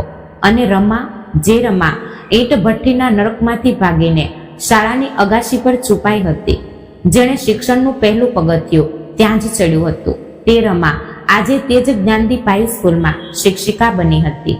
જે જ્ઞાનદીપ શાળાના કમ્પાઉન્ડમાં દિનકર કાકાએ 30 વર્ષ સાવરણી ફેરવી હતી, તે જ શાળામાં હવે તેમની દીકરી શિક્ષિકા બનીને બાળકોને ભણાવતી હતી. જ્યારે રમા પહેલીવાર હાથમાં ચોક લઈને વર્ગમાં ભણાવવા ઊભી રહી, ત્યારે કાકા વર્ગની બહાર ઊભા રહીને આંખોમાં હર્ષના આંસુ સાથે તેને જોઈ રહ્યા હતા. તેમના જીવનનો સાચા અર્થમાં સોનું થઈ ગયું હતું. અને પછી તે સુખનો અને અત્યંત ગૌરવનો દિવસ આવ્યો, દિનકર કાકાની નિવૃત્તિનો દિવસ. જ્ઞાનદીપ હાઈસ્કૂલે પોતાના આ પ્રામાણિક પટ્ટાવાળા માટે એક મોટો વિદાય સમારંભ યોજાયો હતો. શાળાના ભવ્ય મેદાનમાં સ્ટેજ પર દિનકર કાકા બેઠા હતા. શરીરે તેજ સ્વચ્છ ધોયેલો સદરો, પણ આજે તેમના ચહેરા પર એક અલગ જ તેજ હતું. સ્ટેજની નીચે પહેલી હરોળમાં તેમની ત્રણેય દીકરીઓ બેઠી હતી. એક વકીલ, એક નર્સ અને એક શિક્ષિકા. આચાર્યશ્રીએ કાકાનું સન્માન કર્યું. શાલ અને શ્રીફળ અર્પણ કરતી વખતે આખી શાળાએ ઊભા થઈને તાળીઓના ગડગડાટથી વાતાવરણ ગંજવી દીધું. કાકાના હાથ જોડાયેલા હતા અને આંખોમાંથી કૃતજ્ઞતાના આંસુ વહી રહ્યા હતા. આજે તેઓ શાળામાંથી નિવૃત્ત થઈ રહ્યા હતા, પણ નિરાધાર થઈને નહીં. એક રાજાની જેમ શાળાના ગેટની બહાર નીકળતી વખતે કાકાએ શાળાની ઇમારતને વાંકા વળીને નમસ્કાર કર્યા. તેમની બંને બાજુએ ઈશા અને અનઘા હતી, જ્યારે પાછળ રમા હતી. એકલા અને ખાલી હાથે આવેલા દિનકર કાકા આજે 3 શક્તિશાળી દીકરીઓને સાથે ગર્વથી અને ગભરાયેલા હૈયે શાળાની વિદાય લઈ રહ્યા હતા. પરંતુ દિનકર કાકાના જીવનનું તોફાન હજી પૂરેપૂરું શમ્યું નહોતું. તેમની પ્રામાણિકતાની સૌથી મોટી પરીક્ષા હજી બાકી હતી, જેની તેમને કલ્પના પણ નહોતી. દિનકર કાકાની નિવૃત્તિને હવે જોતા જોતા 2 વર્ષ વીતી ગયા હતા. જ્ઞાનદીપ હાઈસ્કૂલની તે જૂની ઇમારતમાં પોતાનું આખું આયુષ્ય વિતાવનાર આ માણસના જીવનમાં હવે સાચા અર્થમાં નિરાંત આવી હતી. સવારના કોમળા તડકામાં આંગણામાં બેસીને ચાપુ વાંચવું, ત્યારે તેના ડબ્બામાં તેની ભાવતી વાનગી છે કે નહીં તે જોવું, અને સાંજે ઈશા તથા અનઘા કામ પરથી આવે ત્યારે તેમની સાથે ચા પીતા પીતા આખા દિવસની વાતો કરવી, આ હવે કાકાનો દિનચર્યા હતી. જે માણસે આખી જિંદગી બીજા માટે પોતાના પેટને પાટા બાંધ્યા હતા, તે પિતા હવે પોતાની 3 દીકરીઓની સફળતા અને પ્રેમના ચાયડામાં એક અત્યંત સંતોષી અને સુખી જીવન જીવી રહ્યા હતા. જુન્નરના તે નાના ઘરમાં હવે ગરીબીની જગ્યાએ સમૃદ્ધિ અને હાસ્યએ સ્થાન લીધું હતું. પરંતુ નિયતિના મનમાં કંઈક અલગ જ હતું. સુખના આ શાંત તળાવમાં એક મોટો પથ્થર પડવાનો હતો, જેની સહેજ પણ કલ્પના દિનકર કાકાને નહોતી. અહીં જ્ઞાનદીપ સ્કૂલમાં એક અલગ જ પ્રકારનું રાજકારણ રંધાઈ રહ્યું હતું. કાકા નિવૃત્ત થાય તેના થોડા મહિના પહેલા જ શાળાની કમિટીમાં શિરીષ કુલકર્ણી નામનો એક નવો મેનેજર અને ખજાનચી તરીકે જોડાયો હતો. શિરીષ કુલકર્ણી એટલે ઉપરથી અત્યંત મીઠું બોલનારો, શરીર પર હંમેશા ઇસ્ત્રી કરેલા સફેદ કપડાં અને ગળામાં જાડી સોનાની સાંકળ પહેરનારો, પણ અંદરથી એટલો જ કૂટેલ, કપટી અને ભ્રષ્ટ વૃત્તિનો માણસ હતો. શાળાના વિકાસ સાથે તેને કોઈ લેવા દેવા નહોતી. તેને તો બસ શાળાના ફંડ પર ત્રાપ મારવી હતી. કમિટીમાં આવતાની સાથે જ શિરીષ કુલકર્ણીએ શાળાના નવીનીકરણનો પ્લાન બનાવ્યો. જૂની ઇમારતનું સમારકામ, નવા બાંકડા, રંગરોગાન અને શૌચાલયની મરામત માટે તેણે સરકારી ગ્રાન્ટ અને દાનમાંથી લાખો રૂપિયાનું ફંડ મંજૂર કરાવી લીધું. પણ વાસ્તવમાં શાળામાં એક નવી ઈંટ પણ લાગી નહીં. ચોમાસામાં શાળાની છત ટપકતી જ રહી, બાળકોના બાંકડા તૂટેલા જ રહ્યા. પણ પછી આ પૈસા ગયા ક્યાં? શિરીષ કુલકર્ણીએ બોગસ બિલ બતાવીને નવીનીકરણના પૂરેપૂરા 20 લાખ રૂપિયા પોતાના ખિસ્સામાં નાખી દીધા. પણ પાપ ક્યારેક ને ક્યારેક તો ઉઘાડું પડે જ છે. જ્યારે સરકારી ઓડિટનો સમય નજીક આવ્યો ત્યારે કાગળ પર હિસાબ મેળ ખાતો નહોતો. 20 લાખના ગાયબ થયેલા સામાનનો જવાબ કોણ આપશે? પોતાની ચામડી બચાવવા માટે આ કુટિલ શિરીષ કુલકર્ણીને એક બલીના બકરાની જરૂર હતી, અને તેની નજર ગઈ શાળાના નિવૃત્ત અને ગરીબ પટ્ટાવાળા દિનકર કાળે પર. એક દિવસ સવારે દિનકર કાકા આંગણામાં તુલસીને પાણી પાઈ રહ્યા હતા. ત્યાં જ પોસ્ટમેન કાકા આવ્યા. તેમના હાથમાં એક જાડું કથ્થઈ રંગનું કવર હતું. કાકા, તમારી રજિસ્ટર્ડ પોસ્ટની નોટિસ છે, અહીં સહી કરો, પોસ્ટમેને એક પહોંચ આગળ ધરતા કહ્યું. કાકાએ ધ્રુજતા હાથે સહી કરી અને તે કવર ખોલ્યો. અંદર વકીલી ભાષામાં ટાઈપ કરેલી અનેક પાનાની એક કાયદાકીય નોટિસ હતી. કાકાએ ચશ્મા લગાવ્યા અને તે વાંચવા લાગ્યા. જેમ જેમ તે શબ્દો તેની આંખો સામેથી પસાર થવા લાગ્યા, તેમ તેમ તેમના પગ નીચેથી જમીન સરકવા લાગી. તે જ્ઞાનદીપ હાઈસ્કૂલે મોકલેલી નોટિસ હતી. તેમાં અત્યંત સ્પષ્ટ શબ્દોમાં દિનકર કાકા પર આરોપ લગાવવામાં આવ્યો હતો કે પટ્ટાવાળા દિનકર કાળેએ તેમના કાર્યકાળમાં અને નિવૃત્તિના સમયગાળા દરમિયાન ખોટી સહીઓ કરીને શાળાના નવીનીકરણનું સાહિત્ય, રંગ, સિમેન્ટ અને અન્ય વસ્તુઓ બારોબાર વેચી દીધી છે. શાળાના ફંડમાં કુલ 20 લાખ રૂપિયાની ગેરરીતિ તેમણે કરી છે, અને આ રકમ તેમણે તાત્કાલિક પરત કરવી, અન્યથા તેમની સામે ફોજદારી ગુનો દાખલ કરવામાં આવશે. 20 લાખ રૂપિયા, ખોટી સહીઓ અને ચોરીનો આરોપ. જે માણસે આખી જિંદગી શાળાનો એક તૂટેલો ચોક કે વધેલો કાગળ પણ પોતાના ઘરવાટે વાપર્યો નહોતો, જેણે શાળાના પૈસાને સરસ્વતીના પૈસા માનીને તેની ઈમાનદારીથી રખેવાળી કરી હતી, તે માણસ પર ઉંમરના આ તબક્કે 20 લાખની ચોરીનો આરોપ લાગ્યો હતો. નોટિસના કાગળ કાકાના હાથમાંથી છૂટીને નીચે પડી ગયા. તેમની આંખો સામે અંધકાર છવાઈ ગયો. છાતીમાં અચાનક એક અસહ્ય પીડા ઉપડે, જાણે કોઈએ તેમના હૃદય પર મોટો પથ્થર મૂકીને તેને જોરથી દબાવ્યું હોય. તેવી વેદના તેમને થવા લાગી. શ્વાસ લેવાતો નહોતો. કાકાના કપાળ પર પરસેવાના ટીપા જામી ગયા અને તેઓ આંગણાની તે જૂની લાકડાની ખુરશી પર ઢળી પડ્યા. તેમનો એક હાથ છાતી પર મજબૂત રીતે ભીસાયેલો હતો. બરાબર એ જ સમયે અનઘા ઘરમાંથી બહાર આવી. કાકાની આ હાલત જોઈને તેના મોઢામાંથી ચીસ નીકળી ગઈ. કાકા! તે દોડતી તેમની પાસે ગઈ. તેણે કાકાનો હાથ પકડ્યો. નાડીના ધબકારા અનિયમિત હતા. ચહેરા પરનો પરસેવો અને છાતીમાં વેદના જોઈને એક નર્સ તરીકે તે ક્ષણભરમાં સમજી ગઈ કે આ હાર્ટ એટેકનું હળવું લક્ષણ છે. કાકા શાંત રહો, લાંબા શ્વાસ લો.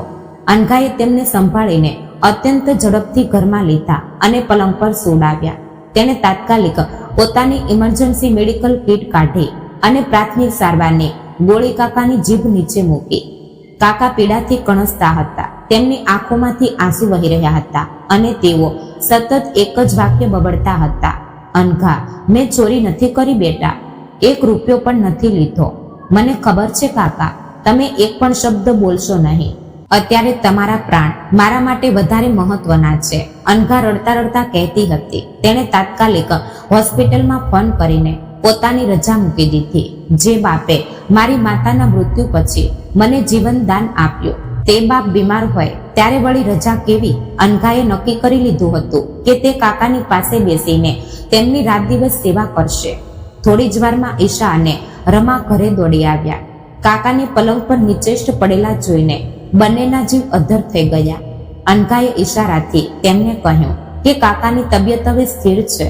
ઈશાની નજર જમીન પર પડેલા તે કથ્થઈ કવર અને નોટિસના કાગળો પર ગઈ. ઈશાએ તે કાગળો ઉઠાવ્યા.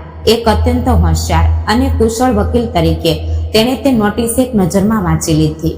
શિરીષ કુલકર્ણીએ કેટલી ચાલાકીથી પોતાનું પાપ દિનકર કાકાના માથે મટી દીધું હતું. તે સમજતા તેને વાર લાગી નહીં.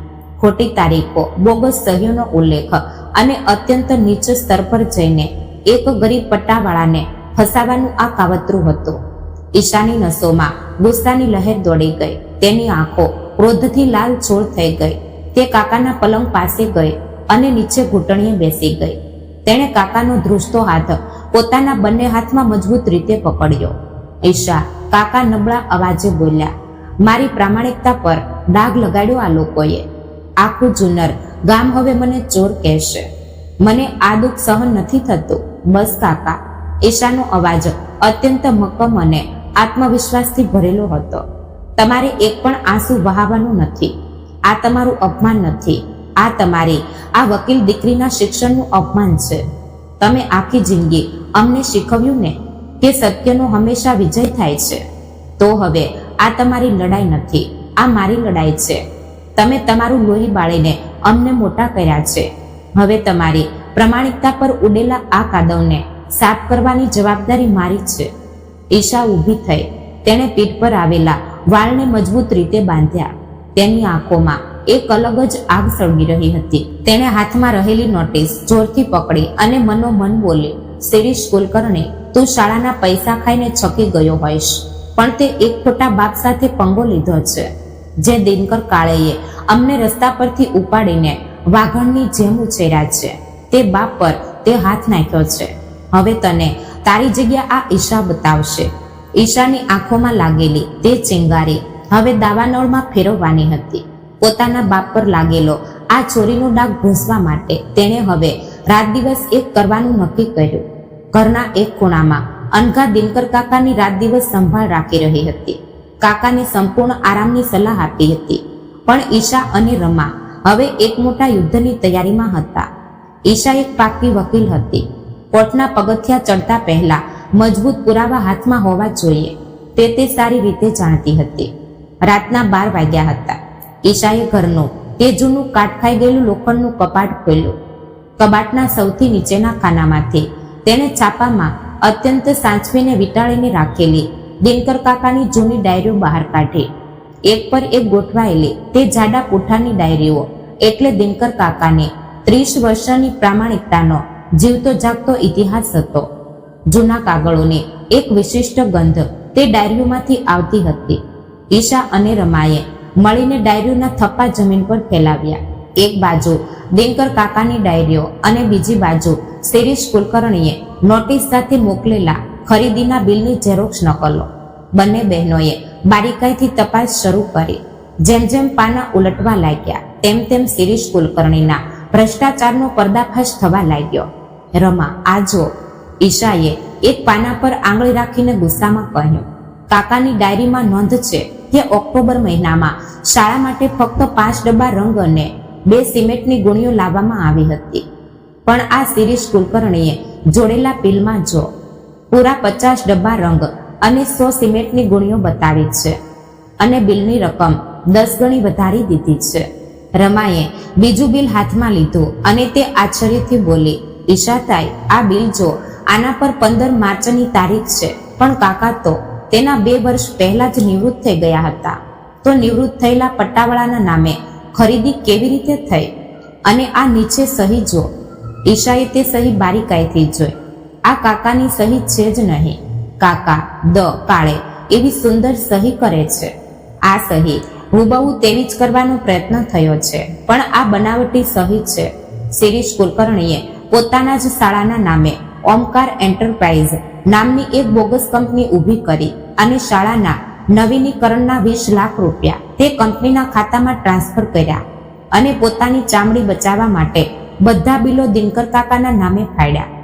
પુરાવા હાથમાં આવ્યા પછી હવે આગળનું પગલું હતું વાસ્તવિક પુરાવા એકઠા કરવાનું. રમા બીજા દિવસે સવારે જ જ્ઞાનદીપ હાઈસ્કૂલમાં ગઈ. જે શાળાને તેના બાપે જીવની જેમ પ્રેમ કર્યો તે શાળાની આજની દુર્દશા જોઈને તેની આંખો ભરાઈ આવી. તેણે પોતાનો મોબાઈલ કાઢ્યો અને શાળાના દરેક ખૂણે જઈને ફોટા પાડવા લાગી. નવીનીકરણના નામે મંજૂર થયેલો 1 પણ રૂપિયો શાળામાં વપરાયો નહોતો. રમાએ વર્ગખંડમાં વરસાદથી ટપકતી છતના ફોટા પાડ્યા. તેણે તૂટેલા બાકડાના ફોટા લીધા જ્યાં બાળકો ગીચતામાં બેસતા હતા. શૌચાલયમાં તૂટેલા નળ અને ઉખડેલી ટાઇલ્સના ફોટા લીધા. અગાશી પર જઈને તે પાણીની ટાંકીનો પણ ફોટો પાડ્યો, જેની પાછળ તે પોતે ઈંટભઠ્ઠીમાંથી ભાગીને આવ્યા પછી 2 દિવસ છુપાઈ હતી. આજે આજ ફોટા તે ભ્રષ્ટ શિરીષ કુલકર્ણીને જેલ ભેગો કરશે. રમા મનોમન બબડી. ઈશાએ કેસની પૂરી તૈયારી કરી હોવાની વાત ગામમાં ફેલાઈ ગઈ. શિરીષ કુલકર્ણીને જ્યારે ખબર પડી કે દિનકર કાળેની વકીલ દીકરી છૂપ બેસવાની નથી અને તે પુરાવા એકઠા કરી રહી છે, ત્યારે તેના પગ નીચેથી જમીન સરકી ગઈ. તેને લાગ્યું હતું કે ગરીબ પટ્ટાવાળો ડરી જશે અને ચૂપચાપ આરોપ સ્વીકારી લેશે, પણ અહીં તો દાવ ઉલટો પડતો દેખાતો હતો. બીજા દિવસે સાંજે દિનકર કાકાના ઘરની બહાર એક સફેદ રંગની આલિશાન ગાડી આવીને ઊભી રહી. ઇસ્ત્રી કરેલા કપડાં, ગળામાં જાડી સોનાની સાંકળ અને ચહેરા પર એક ખોટો અહંકાર લઈને શિરીષ કુલકર્ણી કાકાના આંગણામાં આવ્યો. દિનકર કાકા અંદરના રૂમમાં સૂતા હતા. ઈશા અને રમા બહાર જ ઊભી હતી. કેમ ઈશા મેડમ, વકીલતાની પ્રેક્ટિસ સારી ચાલે છે લાગે છે.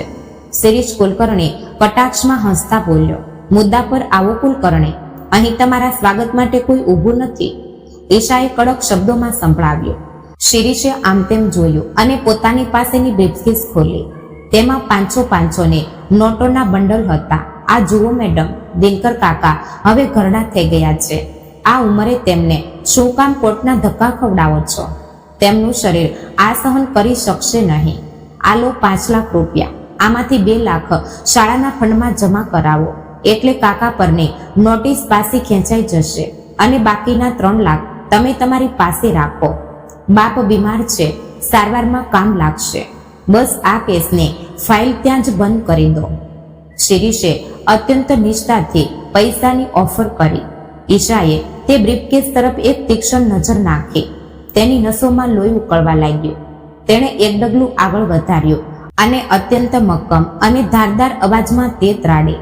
શિરીષ કુલકર્ણી, પૈસા અને સત્તાનો નશો તમારા મગજમાં ચડી ગયો હશે, પણ એક વાત કાયમ યાદ રાખજો, દિનકર કાળેની દીકરીઓ વેચાતી નથી.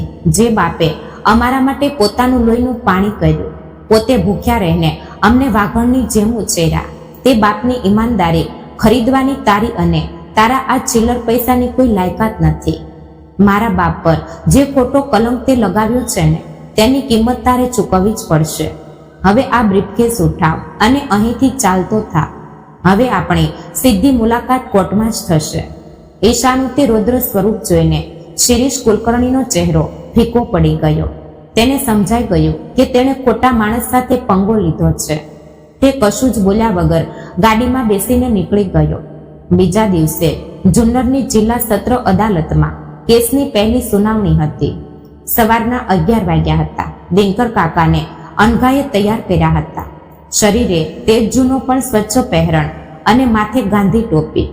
કાકા આજે થોડા અશક્ત દેખાતા હતા, પણ તેમના ચહેરા પર પોતાની દીકરી પરનો વિશ્વાસ સ્પષ્ટ દેખાતો હતો. ઈશાએ પોતાનો કાળો કોટ પહેર્યો હતો. કાકા એક હાથમાં ઈશાનો અને બીજા હાથમાં રમાનો હાથ પકડીને કોર્ટ તરફ ચાલ્યા. અનઘા તેમની પાછળ મક્કમતાથી ચાલતી હતી. પણ કોર્ટના પટાંગણમાં પહોંચતા જ દિનકર કાકા અને ત્રણેય દીકરીઓ થંભી ગઈ. કોર્ટની બહાર જાણે જુન્નર ગામનો મહેરામણ ઉમટો હતો. આખું ગામ ત્યાં હાજર હતું. શાળાના ભૂતપૂર્વ વિદ્યાર્થીઓ જેમને કાકાએ ક્યારેક પોતાના ડબ્બામાંથી રોટલી આપી હતી. ગામની તે મહિલાઓ જેમના તૂટેલા નળ કાકાએ નિસ્વાર્થપણે સમાયા હતા. પાનવાળા, મજૂર અને જ્ઞાનદીપ હાઈસ્કૂલના અનેક શિક્ષકો. કાકાને જોતા જ લોકોના ટોળામાંથી એક અવાજ ગુંજો, અમે તમારી સાથે છીએ કાકા. જુન્નરનો રામ છે અમારો દિનકર કાકા. એક ગરીબ વૃદ્ધ માજીએ આગળ આવીને કાકાના માથા પર હાથ ફેરવ્યો અને કહ્યું, જે માણસે રસ્તા પરની 3 છોકરીઓને પોતાની દીકરીઓની જેમ ઉછેરી, તે માણસ ક્યારે શાળાના પૈસા ખાઈ શકે નહીં. સત્યનો જ વિજય થશે બેટા. લોકોનો તે પ્રેમ અને અસીમ ટેકો જોઈને દિનકર કાકાની આંખોમાંથી છોધાર આંસુ વહેવા લાગ્યા. જે માણસને નોટિસ આવ્યા પછી લાગ્યું હતું કે ગામ તેને ચોર કહેશે, તે જ માણસની પાછળ આજે આખું ગામ એક મજબૂત દિવાલની જેમ ઊભું હતું. ઈશાએ કાકાનો હાથ જોરથી દબાવ્યો. ચાલો કાકા, આજે સાચા ચોરને તેની જગ્યા બતાવવાનો સમય આવી ગયો છે. કાકાએ આંસુ લૂછ્યા. તેમના પગમાં હવે એક નવી તાકાત આવી ગઈ હતી. ગૌરવભેર અને પોતાની 3 દીકરીઓ સાથે દિનકર કાકાએ કોર્ટના પગથિયા ચડ્યા. હવે શરૂઆત થવાની હતી એક ઐતિહાસિક અને રોમાંચક અદાલતી જંગની. જુન્નરની જિલ્લા સત્ર અદાલતનો તે ભવ્ય લાકડાનો દરવાજો ખોલ્યો અને અંદરના દ્રશ્યથી અનેકના હૃદયના ધબકારા છૂટી ગયા. આજે કોર્ટમાં કીડીને પણ ચાલવાની જગ્યા બચી નહોતી. કોર્ટ ચિક્કાર ભરેલી હતી. જુન્નર ગામના સેંકડો લોકો, જ્ઞાનદીપ હાઈસ્કૂલના ભૂતપૂર્વ વિદ્યાર્થીઓ, શિક્ષકો અને સામાન્ય નાગરિકો કોર્ટમાં પેસેજમાં અને બાંકડા ઉપર ખીચોખીચ ઊભા હતા. આજે તેમના વહાલા દિનકર કાકાનો ન્યાય થવાનો હતો. ન્યાયાધીશ પોતાના આસન પર બિરાજમાન થયા અને કોર્ટની કાર્યવાહી શરૂ થઈ. લાકડાના પાંજરામાં દિનકર કાકા ઊભા હતા. તેમનો તે ફાટેલો પહેરણ, સફેદ ટોપી અને કરચલી વાળો ચહેરો અત્યંત દયનીય લાગતો હતો. પોતાના પર થયેલા આ ચોરીના આરોપથી તેઓ અંદરથી સાવ તૂટી ગયા હતા. તેમની માંડ નીચે ઝૂકેલી હતી અને આંખોમાંથી આંસુ ટપકતા હતા. શિરીષ કુલકર્ણીનો વકીલ એડવોકેટ ઇનામદાર ઊભો થયો. તેણે અત્યંત આક્રમક અને કઠોર શબ્દોમાં પોતાની દલીલો શરૂ કરી. માય લોર્ડ, આ આરોપી દિનકર કાળે તરફ જુઓ. દેખાવમાં આ માણસ અત્યંત સાદો, ગરીબ અને ભોળો લાગે છે, પણ આ સાદગી એટલે માત્ર એક મોહરું છે. આ માણસે પોતાની ગરીબી અને સહાનુભૂતિનો ફાયદો ઉઠાવીને જ્ઞાનદીપ હાઈસ્કૂલને અત્યંત પદ્ધતિસર રીતે લૂંટે છે. શાળાના નવીનીકરણ માટે આવેલા 20 લાખ રૂપિયા આ માણસે ખોટી સહીઓ કરીને હડપી લીધા છે. વિશ્વાસનો અત્યંત નીચ રીતે ઘાત કરનારો આ એક ભ્રષ્ટ અને ચતુર ગુનેગાર છે. વકીલના તે ઝેરીલા શબ્દો સાંભળીને દિનકર કાકા ધ્રુજી ઉઠ્યા. તેમણે પોતાના બંને હાથ જોડી દીધા અને માથું વધારે નીચું કરી લીધું. કોર્ટમાં સોપો પડી ગયો હતો. શિરીષ કુલકર્ણી તો પોતાની જગ્યા પર બેસીને કટાક્ષમાં હસતો હતો. Objection my lord. અચાનક કોર્ટમાં એક ધારદાર વીજળી જેવો કડકડાટ સંભળાયો. ઈશા પોતાની આંખોમાં અંગાર લઈને ઊભી થઈ હતી. તેનો તે મક્કમ અંદાજ જોઈને શિરીષ કુલકર્ણીનું હસવું ક્ષણભરમાં ગાયબ થઈ ગયું. માય લોર્ડ, ઈશા અત્યંત સ્પષ્ટ શબ્દોમાં બોલી, મારા અસીલ, જે મારા પિતા પણ છે, તેમના પર અત્યંત ખોટા અને નિરાધાર આરોપો લગાવવામાં આવી રહ્યા છે. આ કેસ પૈસાની ચોરીનો નથી, પણ એક પ્રામાણિક માણસના જીવનની 30 વર્ષની તપસ્યાની ચોરી કરવાનો એક કુટિલ પ્લાન છે. આ કેસની સત્યતા તપાસતા પહેલા આ કોર્ટે દિનકર કાળે નામનો માણસ કોણ છે તે જાણવું અત્યંત જરૂરી છે. હું આ કોર્ટમાં મારા બે સાક્ષીઓને બોલાવવા માંગુ છું. અનઘા દિનકર કાળે અને રમા દિનકર કાળે. ન્યાયાધીશે પરવાનગી આપી. અનઘા પહેલા સાક્ષીના પાંજરામાં ઊભી રહી. ઈશાએ પૂછ્યું, અનઘા દિનકર કાળે તમારા કોણ છે અને તમારો તેમની સાથે સંબંધ કેવી રીતે જોડાયો? અનઘાએ દિનકર કાકા તરફ ભરેલી આંખે જોયું અને તેનો ગળગળો અવાજ ગુંજો. તે ભરેલા અવાજે બોલી, માય લોર્ડ, દિનકર કાકા મારા જન્મદાતા પિતા નથી. હું એક ગરીબ ચા પૌવા વેચનારી સ્ત્રીની દીકરી છું. હું 5 વર્ષની હતી ત્યારે ધોધમાર વરસાદમાં મારી માતા ડેન્ગ્યુથી મૃત્યુ પામી. આ દુનિયામાં મારું કોઈ જ નહોતું. હું શાળાના પગથિયે વરસાદમાં પલળતી રડતી બેસી રહી હતી. ત્યારે આ દેવ માણસ મારા જીવનમાં આવ્યો. જે માણસના ઘરમાં પોતાની દીકરીને ખવડાવવાના ફાંફા હતા, તે માણસે મને પોતાના જૂના રેઇનકોટમાં વીંટાળી. પોતાના ભાગનું બિસ્કિટ મને ખવડાવ્યું અને ચાતીએ લગાડીને કહ્યું, આજથી હું તારો બાપ. માય લોર્ડ, જે માણસે રસ્તા પરની એક અનાથ છોકરીને પોતાના લોહીની હૂંફ આપી, તે માણસ પૈસા માટે ચોરી કરશે? સંપૂર્ણ કોર્ટમાં નીરવ શાંતિ છવાઈ ગઈ. અનેકની આંખો ભરાઈ આવી. ત્યાર પછી રમા સાક્ષીના પાંજરામાં આવી. રમા, તું દિનકર કાકાને કેવી રીતે ઓળખે છે? ઈશાએ પૂછ્યું.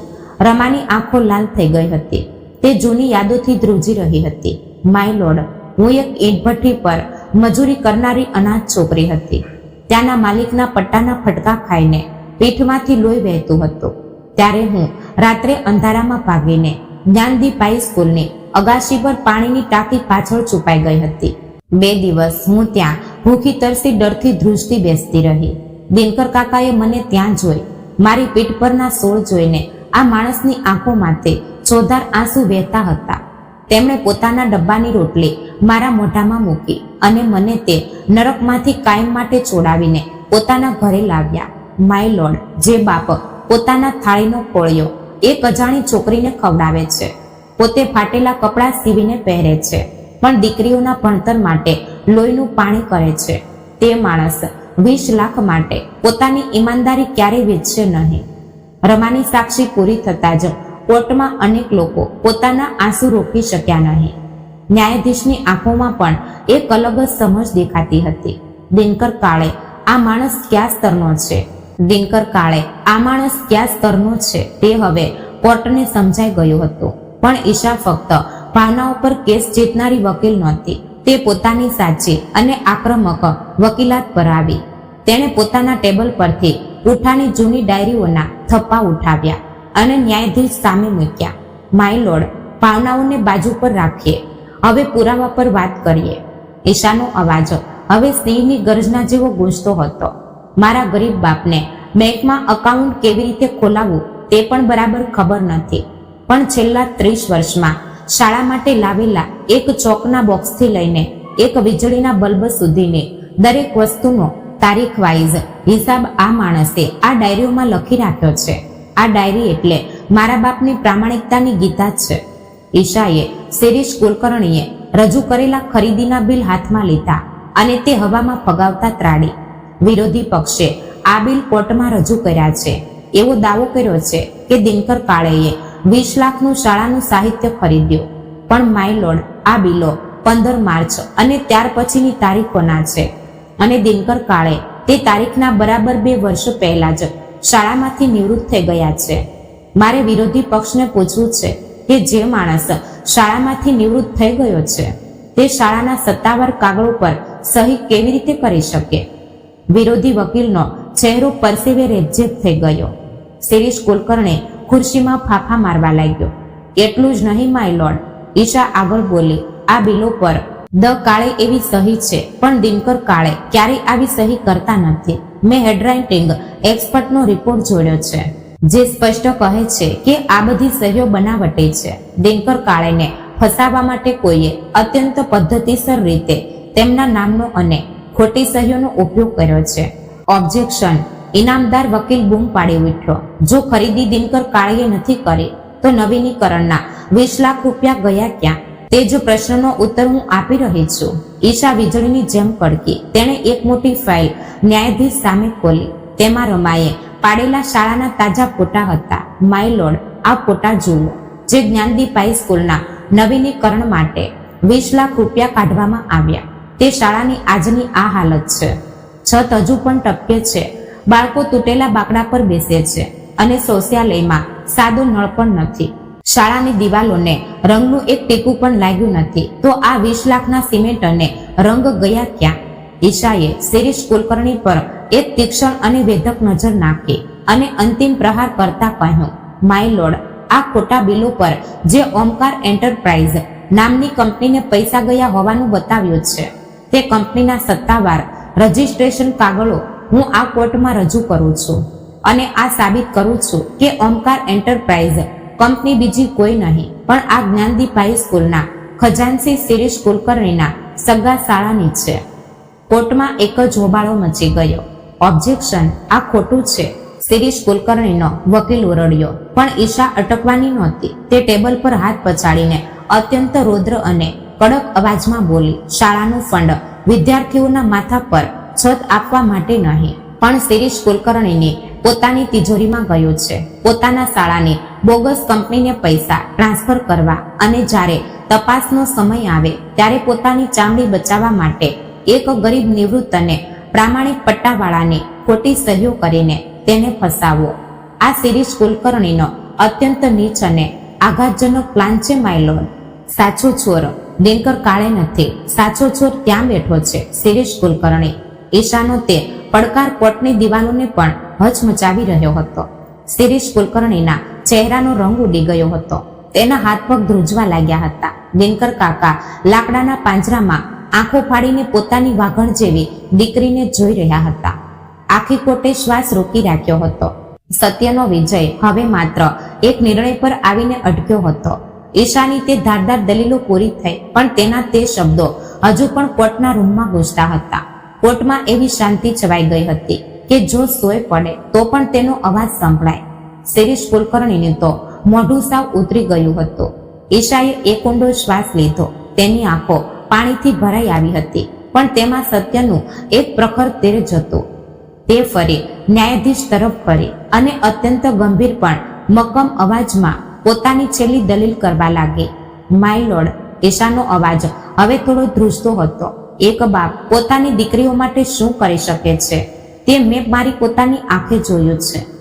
જે માણસે સતત 30 વર્ષ આ જ્ઞાનદીપ શાળાની એક મંદિરની જેમ સેવા કરી, જેણે રસ્તા પર ઉકરડામાં પડેલી, વરસાદમાં પલળતી, નરકમાં જીવતી આ 3 અનાથ છોકરીઓને ફક્ત ઉઠાવી જ નહીં પણ પોતાના પેટ પર પાટા બાંધીને તેમને નવું જીવન આપ્યું, જેણે પોતાના ફાટેલા કપડાં રાત્રે અંધારામાં સીવીને પહેર્યા પણ અમને ક્યારે શિક્ષણથી વંચિત રાખી નહીં. તે માણસ, તે મારો બાપ, તે 20 લાખના કાગળના ટુકડા માટે પોતાની ઈમાનદારી ક્યારે વેચશે નહીં, માય લોર્ડ. ગરીબી માણસને લાચાર બનાવી શકે છે, પણ દિનકર કાળે આ માણસના સિદ્ધાંતો દુનિયાની કોઈ પણ સંપત્તિ ખરીદી શકતી નથી. મને પૂરો વિશ્વાસ છે કે આ ન્યાય મંદિર મારા નિષ્કલંક બાપને ન્યાય આપશે. ઈશા નીચે બેઠી. દિનકર કાકા લાકડાના પાંજરામાં ઊભા રહીને પોતાની આ રણરાગીણી સામે બંને હાથ જોડીને જોઈ રહ્યા હતા. તેમની આંખોમાંથી વહેતા આંસુએ તેમના કરચલીવાળા ગાલ પર એક રેલા જેવું બનાવી દીધું હતું. ન્યાયાધીશે પોતાના ચશ્મા કાઢ્યા. તેમના ચહેરા પર પણ દિનકર કાળે પ્રત્યેનો અસીમ આદર સ્પષ્ટ દેખાતો હતો. તેમણે બધા પુરાવા પર નજર નાખી અને કોર્ટની શાંતિનો ભંગ કરતા પોતાનો ઐતિહાસિક ચુકાદો વાંચવાની શરૂઆત કરી. તમામ પુરાવા, સાક્ષીઓના નિવેદનો અને ફરિયાદી પક્ષે રજૂ કરેલા કાગળો જોતા આ અદાલત એ નિષ્કર્ષ પર પહોંચી છે કે દિનકર કાળે પરના તમામ આરોપો સંપૂર્ણપણે ખોટા, નિરાધાર અને બદનક્ષી ભર્યા છે. દિનકર કાળેએ શાળાના પૈસાની કોઈ જ ઉચાપત કરી નથી. ઉલટું શાળાના ખજાનચી શિરીષ કુલકર્ણીએ જ પોતાના અધિકારનો દુરુપયોગ કરીને બોગસ કંપનીઓ બનાવીને અને દિનકર કાળે જેવા એક અત્યંત પ્રામાણિક નિવૃત્ત કર્મચારીની ખોટી સહીઓ કરીને શાળાનું 20 લાખનું ફંડ હડપ કર્યું હોવાનું સાબિત થાય છે. આ અદાલત દિનકર કાળેને તમામ આરોપોમાંથી નિર્દોષ મુક્ત કરે છે. ન્યાયાધીશે પોતાનો હથોડો પછાડ્યો અને આગળ કડક શબ્દોમાં આદેશ આપ્યો. સાથે જ છેતરપિંડી, ભ્રષ્ટાચાર અને બનાવટી કાગળો તૈયાર કરવા બદલ શિરીષ કુલકર્ણી સામે તાત્કાલિક ફોજદારી ગુનો દાખલ કરીને તેમને આજ ક્ષણે ધરપકડ કરવાનો આદેશ આ અદાલત પોલીસને આપે છે. ઓર્ડર ઓર્ડર ચુકાદો સાંભળતા જ શિરીષ કુલકર્ણી ફસડાઈ પડ્યો. પોલીસે તરત જ આગળ આવીને તેના હાથમાં હથકડી પહેરાવી દીધી. જે હાથે શાળાના પૈસા લૂંટ્યા હતા તે હાથ હવે કાયદાની બેડીઓમાં જકડાઈ ગયા હતા. બીજી બાજુ દિનકર કાકા સુન્ન થઈ ગયા હતા. પાંજરાનો દરવાજો ખોલ્યો. ઈશા દોડતી પાંજરા પાસે ગઈ. કાકા બહાર આવ્યા પણ તેમના પગ ધ્રુજતા હતા. તેમને ઊભું રહેવું પણ મુશ્કેલ હતું. આખી જિંદગીની કમાણી જેવી પોતાની પ્રામાણિકતા આજે બચી ગઈ હતી તે અહેસાસથી તેમનો સંયમ તૂટી ગયો. ઈશા બેટા, કાકાના મોઢામાંથી ફક્ત એટલો જ શબ્દ નીકળ્યો અને તેઓ કોર્ટના તે પગથિયા પર ધ્રુસકે ને ધ્રુસકે રડી પડ્યા. એક નાના બાળકની જેમ તે વૃદ્ધ બાપ ડૂસકા લેતા હતા. ઈશા, અનઘા અને રમા દોડીને આગળ આવ્યા. ત્રણેય દીકરીઓએ પોતાના બાપને ચારે બાજુથી જોરથી ભેટી પડ્યા. જાણે કે એક અભેદ કવચ તે બાપની આસપાસ ઊભું થઈ ગયું હતું. તે બાપ અને તે ત્રણ દીકરીઓ એકબીજાના ગળે વળગીને રડતા હતા. તે દ્રશ્ય જોઈને કોર્ટના પટ્ટાવાળા, વકીલો અને ખુદ ન્યાયાધીશની આંખો પણ ભીની થઈ ગઈ. કાકા દીકરીઓના સહારે કોર્ટની બહાર આવ્યા. કોર્ટનો તે ભવ્ય દરવાજો ખોલ્યો અને બહારનું દ્રશ્ય જોઈને કાકા તો સ્તબ્ધ થઈ ગયા. કોર્ટના પટાંગણમાં ઉભેલા જુન્નરના સેંકડો ગ્રામજનો, શાળાના શિક્ષકો, ભૂતપૂર્વ વિદ્યાર્થીઓ અને સામાન્ય લોકોના તાળીઓના ગડગડાટથી આખો વિસ્તાર ગુંજી ઉઠ્યો. દિનકર કાકાનો વિજય થાવો, સત્યનો વિજય થાવો એવા નારાઓથી આકાશ ભરાઈ ગયું હતું. લોકો આગળ આવીને કાકાના પગે લાગતા હતા. કોઈ તેમના ગળામાં ફૂલહાર પહેરાવતું હતું તો કોઈ તેમના હાથ પકડીને આંસુ લૂછતું હતું. આખું ગામ આજે એક સામાન્ય પટ્ટાવાળાના, એક દેવ માણસના સમર્થનમાં એક મજબૂત દિવાલ બનીને ઊભું હતું.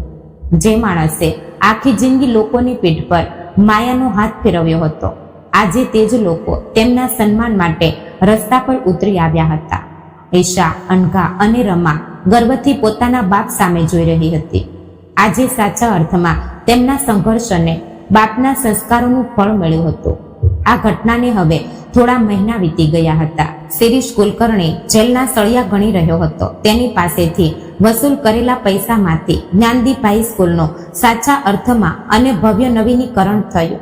ટપકતી છતો બદલાઈને નવા પત્ર આવ્યા. તૂટેલા બાંકડાની જગ્યાએ બાળકો માટે સુંદર અને આરામદાયક બાંકડા આવ્યા. શાળાની દિવાલો નવા રંગથી ઝળહળી ઉઠી. પણ આ નવીનીકરણનો સૌથી મોટો ઉત્સવ હજુ બાકી હતો. શાળાના મેનેજમેન્ટ શાળાના પટાંગણમાં એક નવું અને ભવ્ય સભાગૃહ બનાવ્યું હતું. આ સભાગૃહના ઉદ્ઘાટન માટે કોઈ મોટા મંત્રી કે નેતાને બોલાવવામાં આવ્યા નહોતા. આ ઉદ્ઘાટનના મુખ્ય અતિથિ હતા ખુદ દિનકર કાકા. ઉદ્ઘાટનનો દિવસ આવ્યો. કાકા પોતાની ત્રણેય દીકરીઓ સાથે શાળામાં આવ્યા. આચાર્ય અત્યંત સન્માન સાથે કાકાને આગળ લઈ ગયા. મુખ્ય પ્રવેશ દ્વાર પર એક મખમલી પડદો લગાવેલો હતો. કાકાના ધ્રુજતા હાથે તે પડદો બાજુ પર હટાવવામાં આવ્યો અને અંદર પિત્તળની તકતી પર સોનેરી અક્ષરોમાં લખેલું નામ ઝળકવા લાગ્યો, દિનકર કાળે સભાગૃહ. એક પ્રામાણિક માણસની નિસ્વાર્થ સેવા અને પિતૃત્વને સમર્પિત તે તકતી જોઈને કાકાનો શ્વાસ જ અટકી ગયો. જે શાળાના પગથિયા પર તેમણે 30 વર્ષ ઝાડુ માર્યું, જે ફ્લોરનો ખૂણે ખૂણો તેમણે પોતાના હાથે સાફ કર્યો, તે જ શાળાની સૌથી ભવ્ય ઇમારતને આજે તેમનું નામ આપવામાં આવ્યું હતું. કાકાએ તે પિત્તળની તકતી પર ધીરેથી પોતાનો હાથ ફેરવ્યો. તેમની આંખોમાંથી કૃતજ્ઞતાના 2 ટીપા તે તકતી પર પડ્યા. રમા ત્યાં શિક્ષિકા હતી. તેણે આગળ આવીને કાકાના પગે માથું નમાવ્યું. સંપૂર્ણ શાળાએ ઊભા થઈને સતત 5 મિનિટ સુધી તાળીઓ પાડીને આ દેવ માણસને માનવ વંદના આપી. તે જ રાત્રે જુન્નરના તે નાના નળિયાવાળા ઘરમાં એક અજીબ શાંતિ અને સુખ છવાયેલું હતું. ઘરના જૂના ડાઇનિંગ ટેબલ પર રાત્રિના ભોજનની પંગત જામી હતી. તે જ જૂનું લાકડાનું ટેબલ જેના પર ક્યારેક આ 3 છોકરીઓ કેરોસીનના દીવા નીચે અભ્યાસ કરતી હતી. આજે તે ટેબલ પર ઈશાએ બનાવેલી કાકાની મનપસંદ પૂરણપોળી, અનઘાએ બનાવેલું બટાકાનું શાક અને રમાએ બનાવેલા કુરકુરા ભજીયા થાળીમાં સજેલા હતા. ટેબલની એક બાજુ ઈશા, બીજી બાજુ અનઘા, ત્રીજી બાજુ રમા અને વચ્ચે દિનકર કાકા બેઠા હતા. ઘરની ટ્યુબલાઇટનો પ્રકાશ તેમના ચહેરા પર પડતો હતો. કાકાએ પહેલો કોળિયો લીધો, પણ તે પોતાના મોઢામાં મૂકવાને બદલે તેમણે તે ઈશાને ખવડાવ્યો. બીજો કોળિયો અનઘાને અને ત્રીજો કોળિયો રમાને. ત્રણેય દીકરીઓએ પણ હસતા હસતા બાપને કોળિયો ખવડાવ્યો. દિનકર કાકા કોળિયો ચાવતા ચાવતા પોતાની તે 3 દીકરીઓ સામે જોઈ રહ્યા હતા. તેમના મનમાં જૂની યાદોની ફિલ્મ પસાર થઈ રહી હતી. મારુતિના પગથિયે ઠંડીથી ધ્રુજતી તે નાની બાળકી, છાની લારીની બહાર વરસાદમાં પલળીને માતાને અવાજ આપતી તે અનાથ છોકરી, અને ઈંટ ભઠ્ઠીના જુલમથી પીઠ પર સોળ લઈને પાણીની ટાંકી પાછળ છુપાયેલી તે ડરેલી ચકલી. કાકાએ ઊંડો શ્વાસ લીધો. આજે તેમના ચહેરા પર એક અદ્ભુત સંતોષ, અસીમ શાંતિ અને સર્વોચ્ચ વિજયનો ભાવ હતો. મારી પાસે બેંક બેલેન્સ નથી, મોટી જમીનો નથી કે કોઈ મિલકત નથી, કાકા મનોમન વિચારી રહ્યા હતા. પણ આ દુનિયામાં મારા જેવો ધનિક બાપ બીજો કોઈ નહીં હોય. ભગવાને મને ખાલી હાથ આપ્યા હતા, પણ આજે તે હાથ પકડીને ચાલનારી આ 3 વાઘણો મારા જીવનની સૌથી મોટી કમાણી છે. બહાર જુન્નર શહેરમાં શાંતિ ફેલાયેલી હતી. આકાશમાં તારા ટમટમતા હતા. જ્ઞાનદીપ શાળાની દિવાલ પરને તે દિનકર કાળે સભાગૃહને તપતી ચંદ્રના પ્રકાશમાં ચમકી રહી હતી. અને અહીં એક નાના ઘરમાં એક સામાન્ય પટ્ટાવાળો પોતાનો જન્મ સાર્થક થયાની ભાવના સાથે પોતાની 3 દીકરીઓના સુખમાં પોતાનું બાકીનું જીવન અત્યંત તૃપ્ત મનથી જીવી રહ્યો હતો. માનવતાનો, પ્રામાણિકતાનો અને નિસ્વાર્થ પ્રેમનો આ એક એવો વિજય હતો જેની નોંધ સમયના પાના પર કાયમ માટે સુવર્ણ અક્ષરોમાં કોતરાઈ ગઈ હતી. મિત્રો, દિનકર કાકા અને તેમની 3 દીકરીઓની આ વાર્તા આપણને એક ખૂબ મોટી શીખ આપી જાય છે કે દુનિયામાં પૈસા અને સંપત્તિ કરતા પ્રામાણિકતા અને નિસ્વાર્થ પ્રેમ ઘણો મોટો હોય છે. જે પિતા પોતાની દીકરીઓ માટે પોતાના લોહીનું પાણી કરે છે, તેમના સંઘર્ષનું એકને એક દિવસ ચોક્કસ ફળ મળે છે. તો મિત્રો, આ વાર્તા કેવી લાગી તે કોમેન્ટ બોક્સમાં જરૂર જણાવજો, અને પસંદ આવી હોય તો ચેનલને લાઈક કરી સબસ્ક્રાઇબ કરી દેજો. જય શ્રી કૃષ્ણ. રાધે રાધે. હર હર મહાદેવ.